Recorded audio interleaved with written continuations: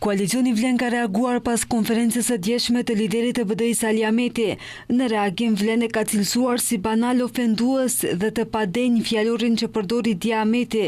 Sipas tyre, ky fjalor është dëshmia më e qartë e humbjes së kontrollit e panikut dhe përfundimit politik të një njeriu që për 20 vjet e trajtoi popullin e vet si pronë private.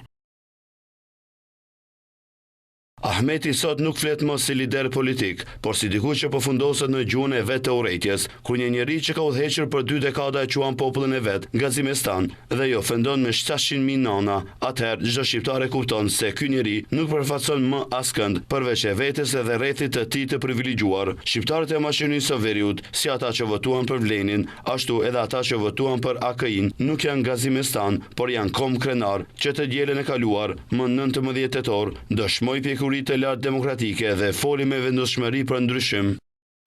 Nga ky subjekt kanë thënë se respektojnë çdo votë dhe çdo qytetar që mori pjesë në procesin zgjedhor, të cilin e quajtën historik dhe besojnë se më 19 tetor populli shqiptar u çlirua nga frika, presioni dhe shantazhi politik. Vlen është i bindur se edhe në rrethin e dytë të zgjedhjeve do të korrin sukses dhe do të fitojnë pothuajse në të gjitha komunat shqiptare.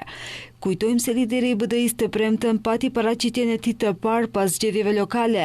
Në të ai tha se fitues të zgjedhjeve kanë qenë AKI, pavarësisht faktit se ata kanë fituar më pak kryetar komunash.